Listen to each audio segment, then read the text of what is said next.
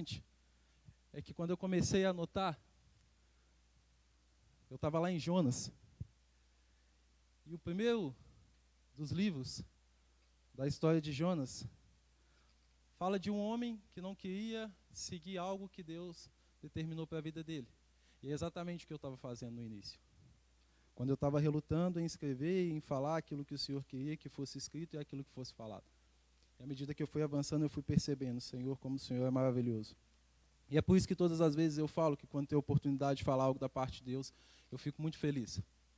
Não só por estar aqui compartilhando algo com a igreja, mas principalmente pelas experiências que é gerado quando a gente está lá no íntimo, falando com Deus e ouvindo a voz de Deus. Quando a gente está lá no secreto, olhando para um caderno cheio de folhas em branco, e depois vendo tudo que o Senhor está colocando no nosso coração e aquilo tem sido transmitido para o papel.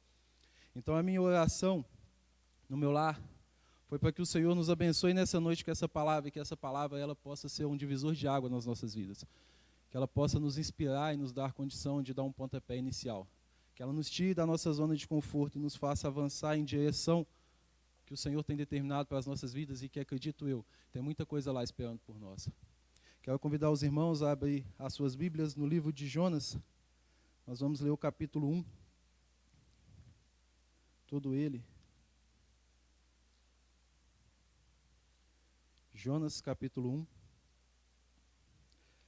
Versículos do 1 ao 17.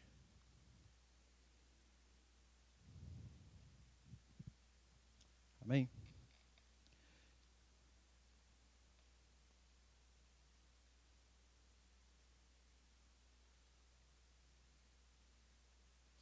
Os irmãos encontraram? Diz assim a palavra do Senhor.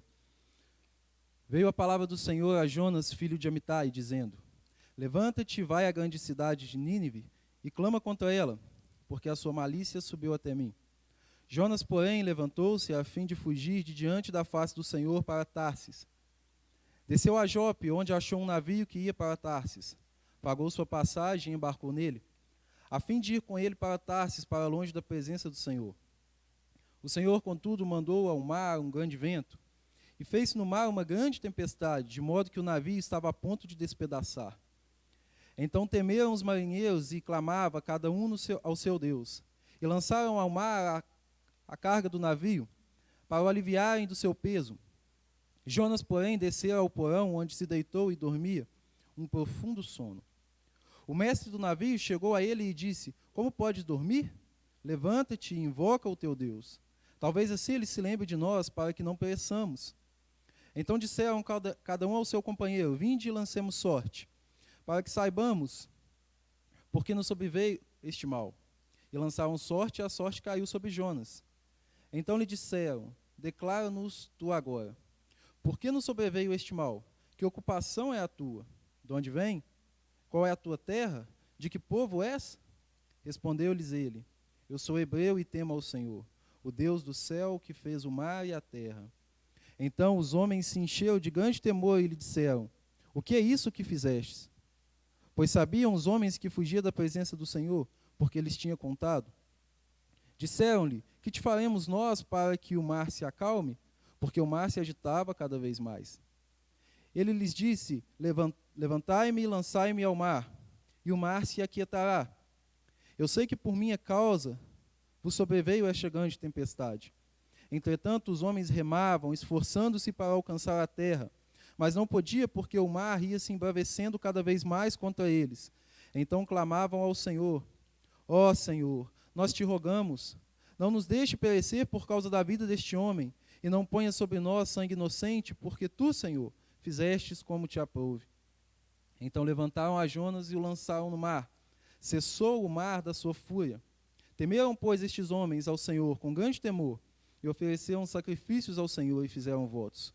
O Senhor preparou um grande peixe para que tragasse a Jonas. E Jonas esteve 3 dias e 3 noites na entranha do peixe. Oremos. Santo Deus e Pai amado, no nome santo de Jesus Cristo, nós te agradecemos por essa oportunidade, Pai. Oportunidade de cultuarmos ao Senhor, Deus. Já sentimos a sua presença neste lugar, Pai. Pedimos, Deus, que possamos receber uma porção, Pai, generosa da tua palavra. Que ela venha de encontro, Deus, às necessidades que nós temos e que só nós sabemos quais são, Pai.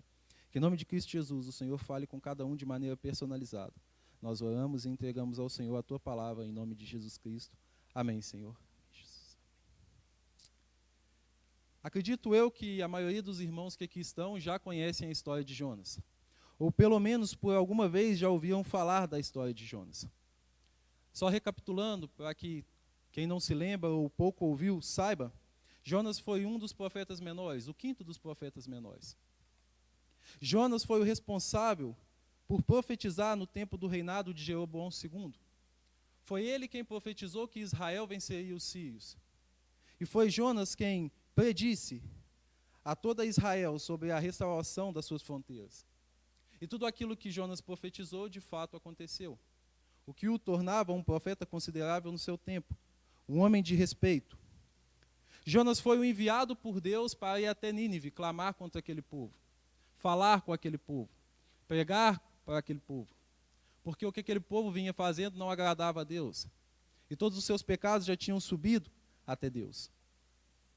Jonas, então, por si só, hesita diante daquilo que o Senhor havia lhe falado, diante daquilo que o Senhor havia determinado, e toma a decisão de seguir um caminho diferente. O Senhor manda Jonas para Nínive, ele desce até Jope, para que em Jope ele apanhasse um navio e dentro desse barco ele fosse até Tarsis, como se ele pudesse se esconder de Deus, na intenção de se esconder de Deus. Abrindo um parêntese aqui na nossa introdução, acho interessante que quando Jonas ele decide ir até Jope, a primeira coisa que a gente vê no texto que nós lemos foi o Senhor dizendo a Jonas, levanta-te e vai à grande cidade de Nínive. Logo nós entendemos que Jonas não estava em Nínive. Logo pressupõe que Jonas não precisava de ir em lugar nenhum para desobedecer a Deus. Era só ele continuar onde ele estava. Não precisava dele ir para Jope. Não precisava dele ir para Tarsis. Continuando onde estava, Jonas já estava desobedecendo a Deus. Já estaria deixando de fazer aquilo que o Senhor tinha determinado. Já estaria vivendo segundo a sua vontade, como assim ele fez. Não precisava de Jonas fugir. Porém, ainda assim, Jonas decide ir até Jope, na intenção de chegar em Tarsis, na tentativa de se esconder de Deus, ou com a intenção de fugir de Deus.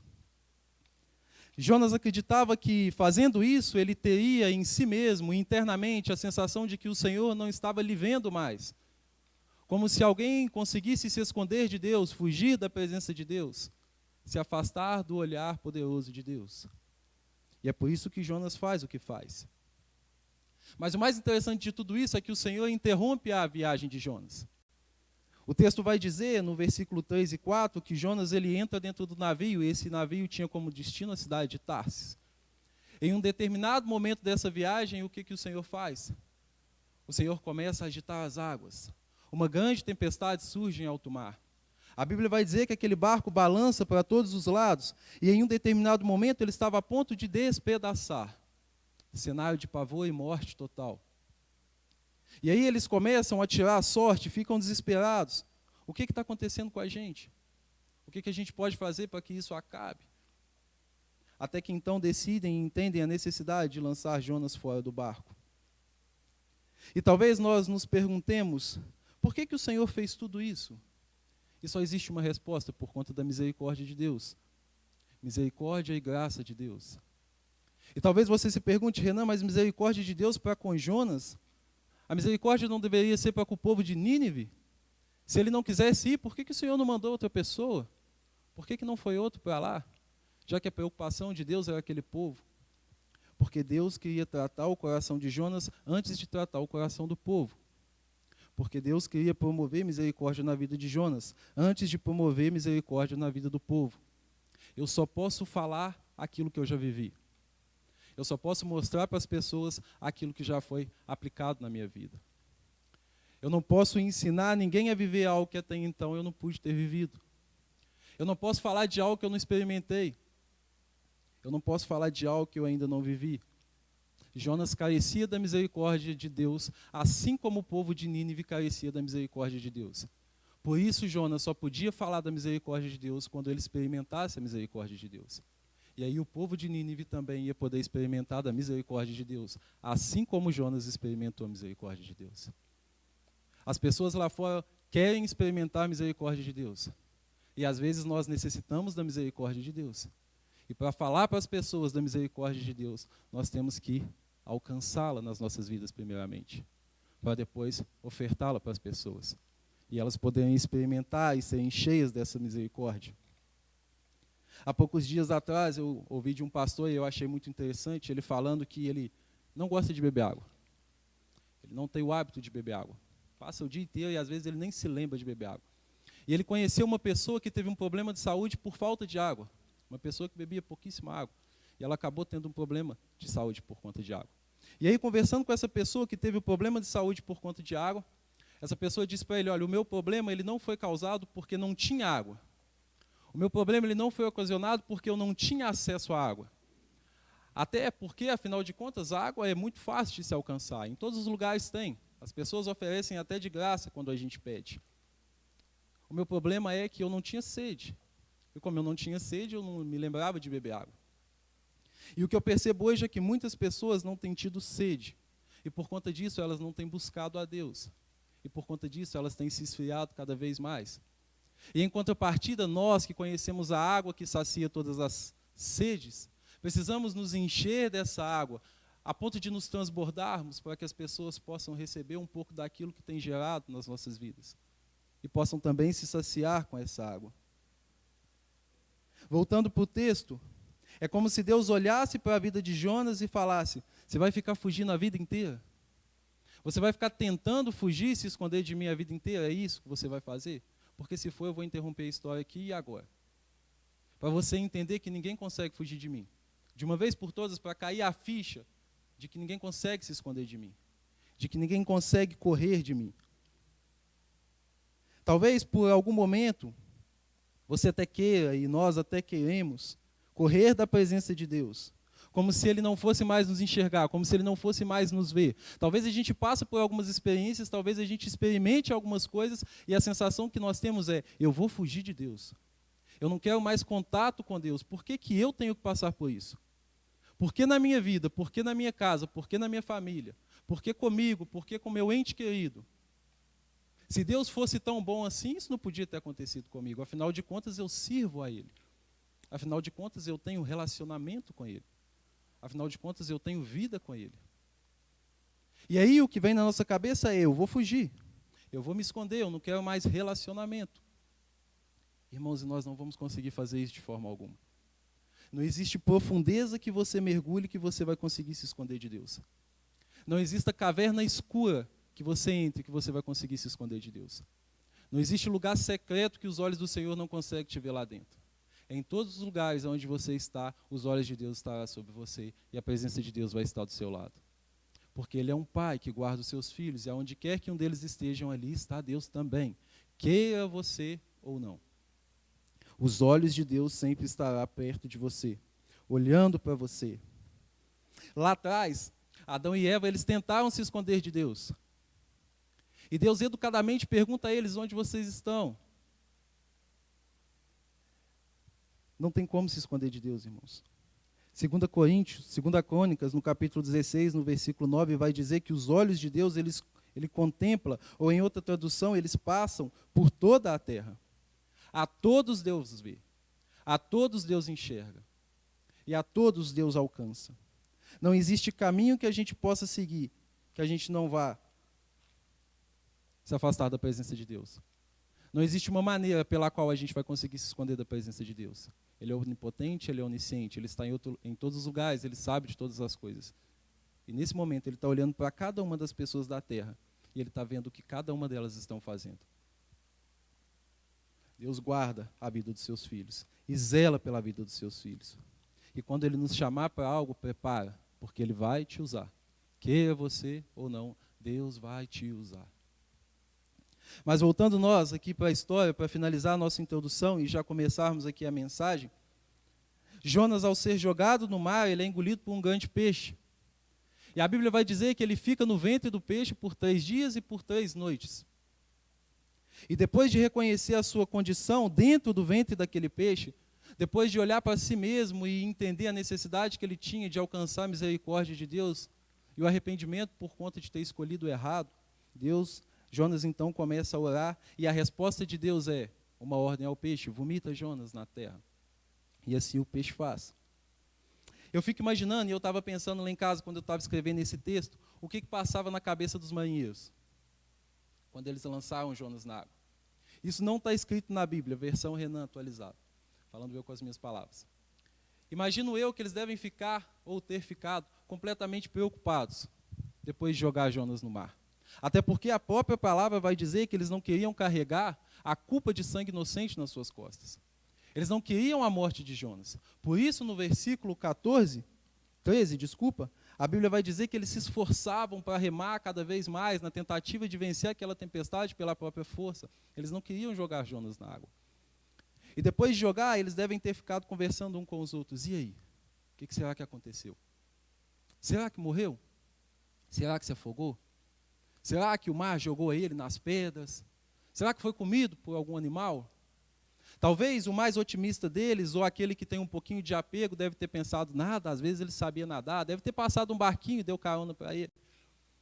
Porque Jonas, depois de ser lançado na água, fica 3 dias e 3 noites dentro de um ventre de um grande peixe. Ninguém tem notícias, ninguém tem informações, ninguém conseguia ver, ninguém sabia onde estava. E aí Jonas começa a viver um período de intensa reclusão. Jonas então fica ali preso, dentro daquele animal, por alguns dias. E a mente do ser humano é interessante que quando acontece uma situação como essa, só passa coisa ruim dentro dela. E eles devem ter ficado discutidos por muito tempo, com toda certeza deve ter morrido. E a culpa é sua, a culpa é sua. Afinal de contas, 3 dias e 3 noites, sem nenhuma informação, escondido Jonas dentro do ventre do peixe, de fato, é algo curioso, e que desperta a curiosidade daqueles que estavam envolvidos na situação. Irmãos, eu fico pensando, o deserto, ele é escola, sim ou não? Moriá para Abraão foi escola, sim ou não? Horebe para Elias foi escola, sim ou não? E o ventre do peixe para Jonas foi escola, sim ou não? E aí eu começo a pensar, e o Senhor começa a me ensinar que reclusão é lugar de equilíbrio. Às vezes é quando nós estamos sozinhos que nós começamos a enxergar e entender algumas coisas que no meio da multidão nós não conseguimos enxergar ou entender. Às vezes é quando a gente fecha a porta e entra para o quarto que a gente começa a receber do Senhor aquilo que no meio da multidão a gente não tinha recebido até então.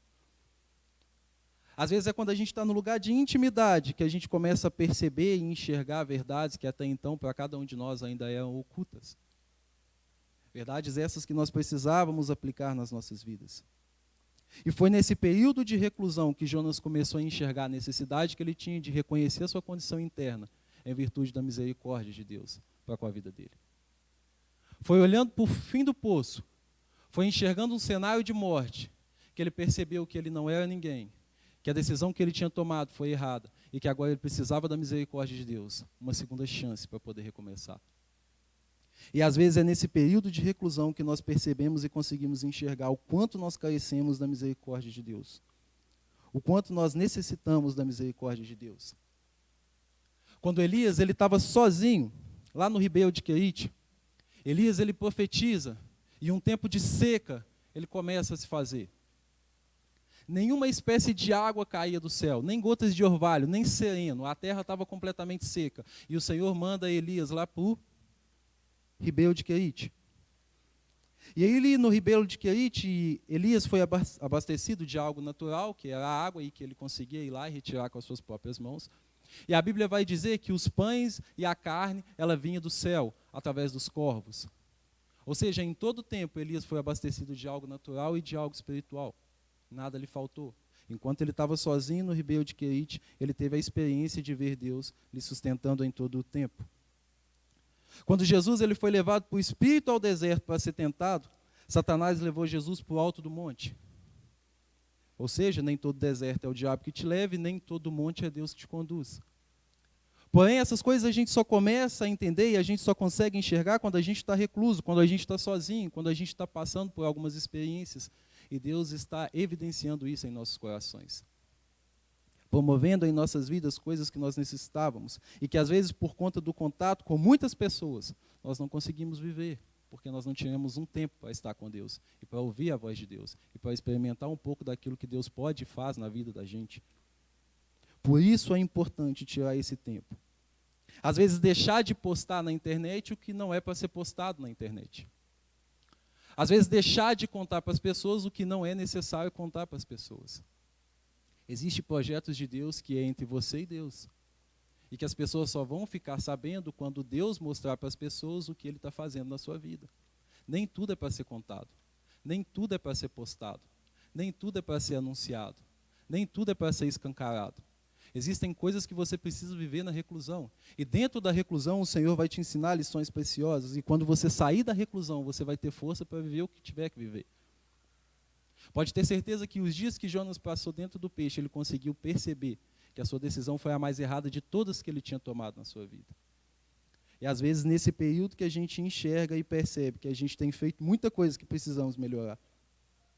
Quando entendemos isso, que às vezes é preciso estar só, que às vezes é preciso entrar para o quarto, que às vezes é preciso de viver uma experiência nova com Deus, a chave começa a mudar.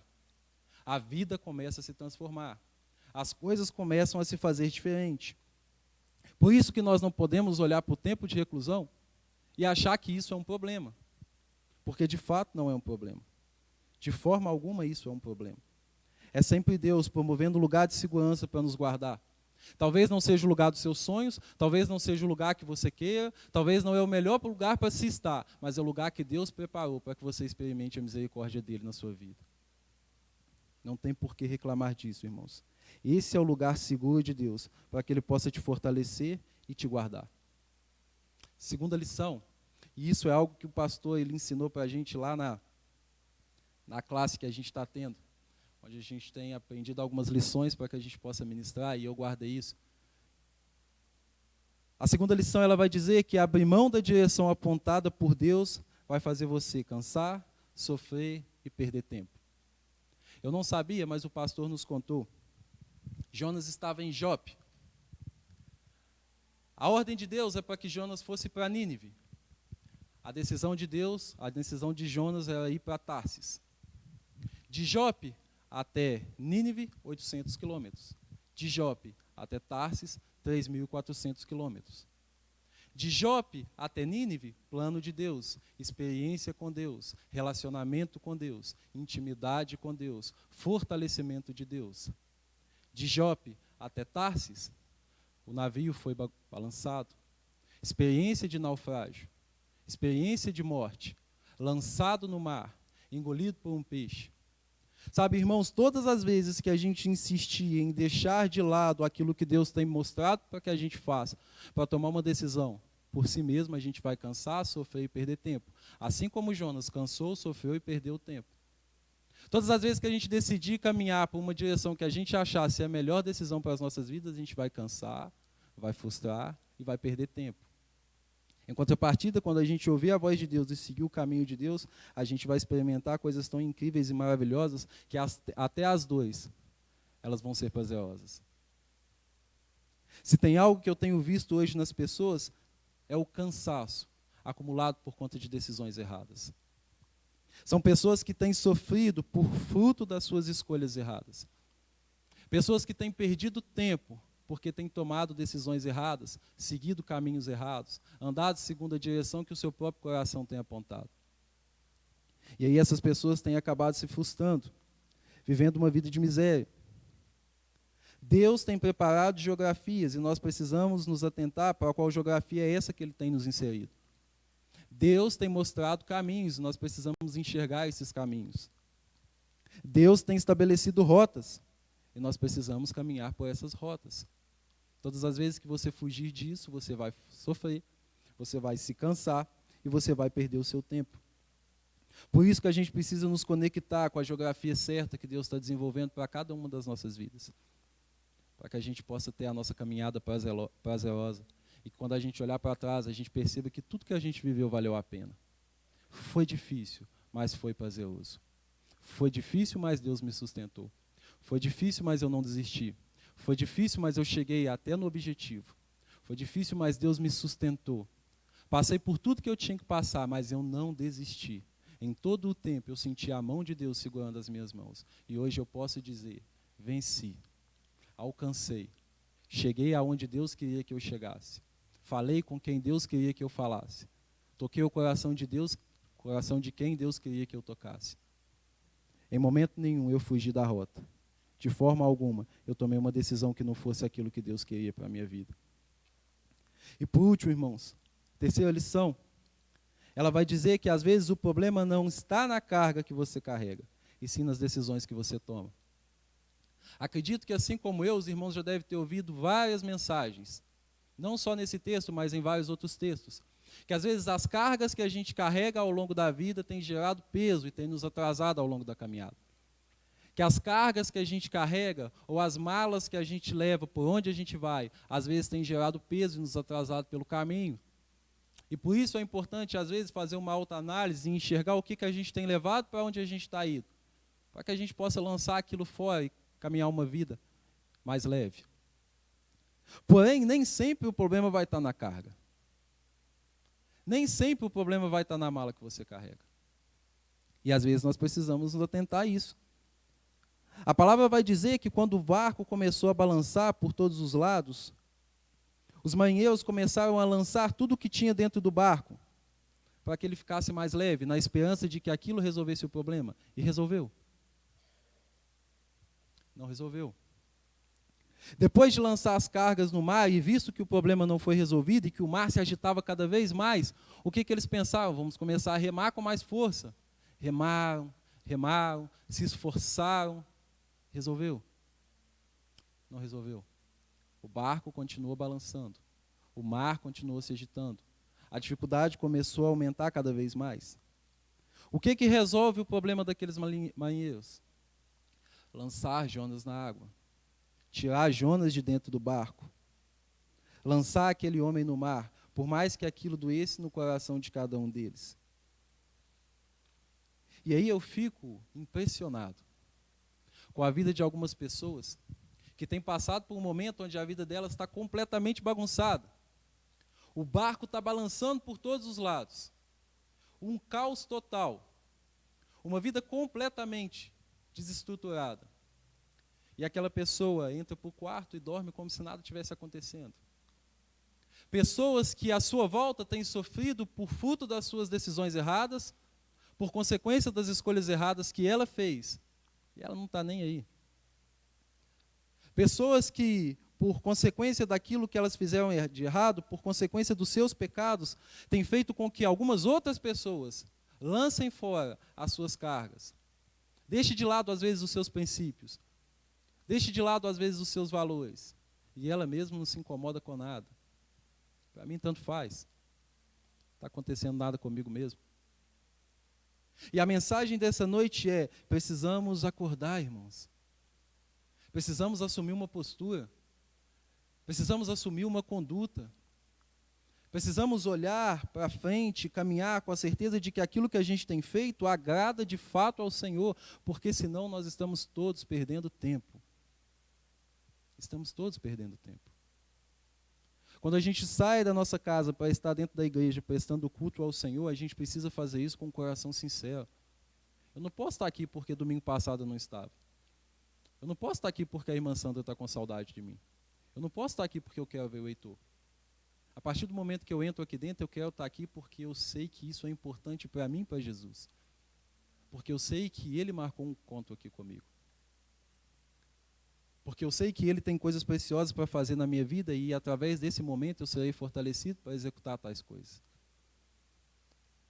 Sabe, nós temos vivido em um tempo onde pessoas têm experimentado muito de Deus, em contrapartida, pessoas têm experimentado nada de Deus. Pessoas que têm habitado o mesmo ambiente.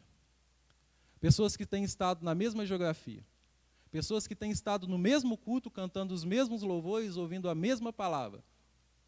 Umas experimentam muito de Deus, outras não experimentam nada de Deus. Porque existem pessoas com compromisso com Deus e pessoas que têm perdido tempo na presença de Deus. É muito importante, irmãos, cantar, é muito importante, irmãos, pregar, é muito importante, irmãos, fazer tudo aquilo que Deus nos chama para fazer. Eu, com toda certeza, conseguiria vir aqui na frente e pregar a palavra de Deus, vivendo uma vida cheia de pecado. Sem nenhuma dificuldade, os irmãos do louvor conseguiriam vir aqui na frente e cantar músicas que fazia com que toda a igreja cantasse junto com eles, vivendo uma vida cheia de pecado, porque isso é dom. Isso é uma capacidade que Deus te deu e Ele não vai te tirar isso. Mas é o nosso compromisso com Deus que faz com que todas as vezes que a gente esteja à frente ou acima de um púlpito, a gente tenha uma vida mais correta possível com Deus. E mesmo que a gente não tenha a oportunidade de estar aqui, todas as vezes que a gente senta nesse banco, a gente precisa ter em mente a responsabilidade que a gente carrega e a necessidade de uma vida compromissada com Deus. Por isso é importante a gente assumir uma postura. Por isso é importante a gente tomar uma decisão. Por isso é importante tirar a cabeça do travesseiro, sair da zona de conforto, enxergar a realidade, as circunstâncias que têm estado à nossa volta e decidir caminhar de fato com Cristo. Segurar nas mãos deles e falar, olha, para onde você foi, eu vou, Jesus. Doa o que doer. Constrange o tanto que constranger. Se for preciso romper com relacionamentos, fazer o quê? Vai fazer parte da caminhada. Se for necessário, assim eu vou fazer, Jesus, mas eu não vou te abandonar. Porque o que mais vai doer para alguns cristãos vai ser chegar em um determinado momento e falar, Jesus, mas eu preguei. Jesus, eu cantei. Jesus, eu falei. Jesus, eu operei curas, sinais e maravilhas. Está vendo, Jesus? Aqueles que estão entrando ali, ó, todos passaram por mim. Tive a oportunidade de falar do Senhor com todos. E Jesus, olhando para o rosto dessas pessoas, dizer, quem você é? Afasta de mim porque eu não te conheço. Irmãos, nós não temos tempo de perder tempo. Precisamos tomar uma postura de caminhar com Deus e de viver uma vida de fato com Deus. Para que quando as pessoas olhem para nós, elas não enxerguem a nós e sim a Deus. E que é um pouco daquilo que está em nós e que é promovido por Deus. Precisamos levar para as pessoas aquilo que Deus tem colocado nas nossas vidas e só vamos conseguir fazer isso quando tomarmos a decisão de sair daquela zona de conforto, abandonar aquela vida bagunçada e começar a caminhar em direção que o Senhor tem apontado para cada um de nós. Tome uma decisão nessa noite. Talvez a tempestade que você tem enfrentado é fruto das decisões que você tem tomado. É consequência das escolhas erradas que você tem feito. Assuma um compromisso com Deus nessa noite. Sabe, irmãos, não adianta de nada o esforço de outras pessoas. O texto vai dizer que aqueles marinheiros remavam, esforçavam-se. Eles não queriam jogar Jonas dentro do mar. Mas não adianta nada disso acontecer se você não quiser. Se a decisão não sair do seu coração. Se você não escolher tomar uma decisão por Jesus. De nada isso vai adiantar. Enquanto nós insistimos em viver a nossa maneira, nós vamos nos frustrar. Mas existe uma forma de viver uma vida completamente diferente. Existe uma oportunidade que ela é única. Existe uma decisão que é a melhor de todas as decisões que a gente pode tomar. Existe uma escolha que essa, com toda certeza, é a melhor que você pode fazer na sua vida. E eu falo para você, dessa você não vai se arrepender. Pode ter certeza do que eu estou te falando. E talvez você pergunte, que escolha é essa, Renan? Que decisão é essa? Que oportunidade é essa que você está falando? Eu quero isso para a minha vida. E a Bíblia vai dizer que ele tem batido na porta.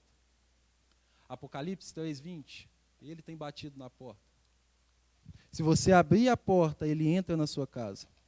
Ele faz morada. Ele transforma a sua vida. Eu não sei quantas decisões você tomou até chegar aqui, eu não sei quantas escolhas você fez até chegar aqui, eu não sei o que de certo você escolheu, eu não sei o que de errado você decidiu. Eu sei que hoje você tem a oportunidade de tomar a melhor decisão da sua vida e de fazer a melhor escolha que você pode fazer. Ninguém pode te forçar a fazer isso. E o Senhor não te obriga a isso também. Isso é algo que precisa partir de você. E Jesus hoje te oferece essa chance. Abra a porta do seu coração e permita que Deus transforme a sua vida. Ou você vai continuar esperando e andando errado. Ou você vai continuar parado e acomodado enquanto o barco está balançando para todos os lados. Chega de perder tempo, irmãos, porque existem muitas pessoas lá fora carecendo daquilo que você pode levar para elas.